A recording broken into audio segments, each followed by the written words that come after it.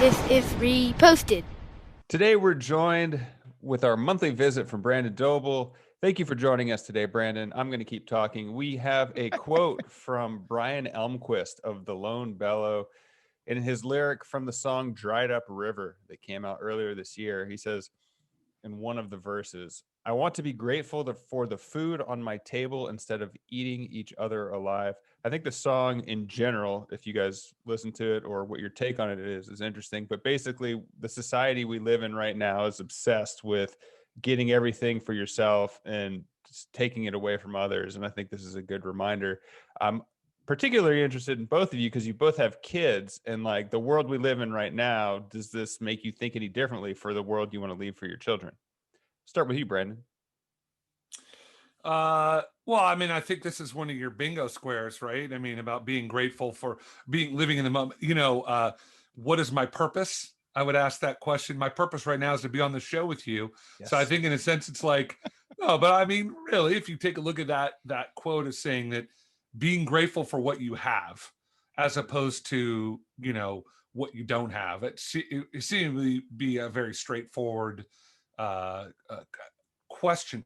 I think basically if everybody lived by that mantra, my kid's life would be better in the future. So to answer your question about my kid, I think that if everybody tried to live by the mantra of be grateful for what you have, don't be seeking more than you need, then I think that we probably all have a better world. Here's my question for you, Brandon. Keller lives in LA. I live in San Francisco. You used to live in San Francisco. It's very like get yours, build the next business, blah, blah, blah. Did you feel a shift from moving from San Francisco to the South and how people compare themselves to each other?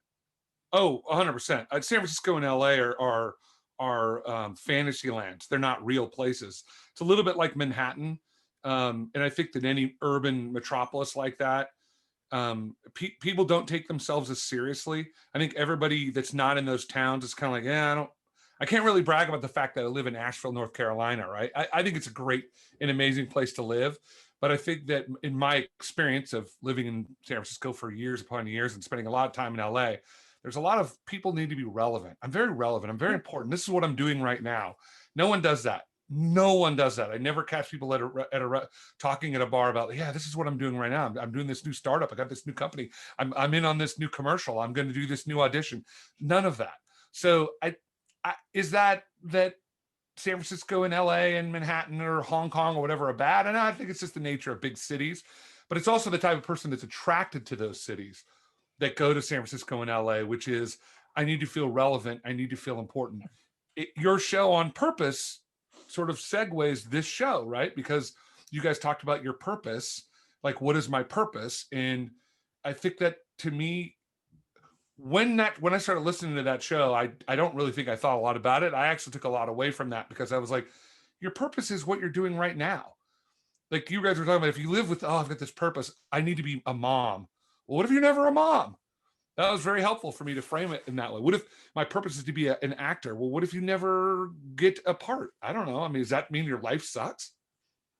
Yeah, I mean, we could have used this quote in that show, like, be grateful for what you have, and that's what your purpose is. I think it's interesting, and I don't know the answer to it, but like, what is enough? Like, if I make the national average per year and I can pay my bills, is that enough? Like, at what point are you getting what you need versus getting more than you need? And I think that's a delicate balance that people have to deal with, because I mean, there's priests or monks that don't take a salary and have a vow of poverty their entire lives, and they live what they say to be fulfilled lives. And then there's billionaires, and there's everything in between.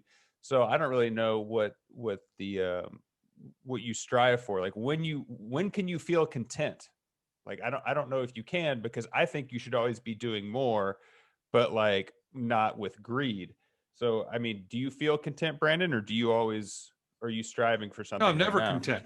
I'm never content. But I think that what you're saying is, I think my purpose is to strive for contentment in the moment. That's honestly my purpose. Like there's things that we can control and there's things that we can't control. Larry referenced the AA, book. Sort of like the God grant me the serenity to know the difference type thing. You were saying, be happy for what you were saying. I always want to be doing more. you want to be doing more because you feel that as a value in your own life. You say doing something is better than doing nothing. But that doesn't mean you're just sort of like, but if I don't achieve this, or if I don't build that house, or if I don't get this commercial, I'm a terrible person. You just find value in doing. So in a sense, you're sort of answering your own question here, right? Yeah, I think so. I think this quote's interesting in that it's the epitome of the world we live in right now. I want to be grateful for the food on my table instead of eating each other alive. Isn't there like a middle in there? Isn't there like instead of eating the guy next to you, kind of figuratively or literally, and being thankful for the food, just sort of maybe asking a question? I don't know. Just seems like that's what goes on in this world. You can't be thankful and also hate the person for having the job you want. I don't know. I just feel like there should be a little bit more middle. And I think that's what he's kind of getting at with this lyric. Well, you guys are, in a sense, if you follow the Buddhist path, and I know this isn't a religious show, but this idea in Buddhism is to remove desire. That if you remove desire, you remove pain and suffering. So in a sense, you say, if I don't want something, I'm not going to suffer for not having something. And I think there's real value in that. I think that if you say, like, you just, Larry, congratulations on Larry, this new house in San Francisco, very important. Andrew just moved into a new house. We just moved into, like, having a house is sort of a big deal in our culture and society, right? But there are lots of cultures around the world where people never have a house and they seem to do okay. So I'm saying, if you remove the desire to, I've got to have this thing, and that's the thing that's going to make me happy. How many people do you know that got the thing they want and they're still miserable? I would argue a lot. That was definitely me. I have a very vivid memory of sitting with a friend in San Francisco saying, if I just made this much money, it's going to work out. I got to that point and I was like, this isn't it. So I quit my job and moved to Argentina. And you're a better person now than you were when I first met you 15 years ago in that very thing. I feel like you've got more peace in your life in the sense of like, hey, you know, things don't, part of that's youth, right? We think when we're young, everything's got to happen this certain way. But part of it, and so wisdom and maturity comes along from life. Part of it is also just accepting that, hey, things aren't necessarily always going to work out the way I expected them to work out. And even if they do, I might not be happy. Yeah. I think I want to point out that, like, Larry was talking about this one lyric. The chorus says, what is life all about? Giving back the love we found. I'm so tired of the scream and shout. We're all drinking from that dried up river. So I think the song takes that into consideration. But so glad you brought up that lyric. When I saw this lyric, I thought of the movie The Lion King. You know, Mufasa gets kicked out, goes away because Scar takes over and turns the land into this dried up river. Instead of all of the animals realizing that the circle of life is important, kind of hijacks that idea, and they all end up drinking from the dried up river because they follow Scar, who uses power play to not run the jungle in the equity model. Mufasa. Wow. Scar, Mufasa. Something else about living in the moment that I thought could apply to this. We said probably, I don't know when it was, last year, maybe last summer, like, if you feel the need to be on your phone, then you're probably not having a very good time. And I think that's like being grateful for what you have, like not searching for the grass is always greener. Be like, if right now while we were talking, I was like scrolling through Twitter on my phone, you guys would be like, well, he's not that interested in what we're saying. So I strive for that every day and I have a hard time with it. I don't know what you guys think. I think that's a value that you have to have and believe in. How many people do you know are actually that self-aware that they're spending all their time staring at their screen and don't even think about the fact that why are they doing that, right? Why am I not valuing the time I'm with this person? You have to actually take a conscious thought to live out this quote.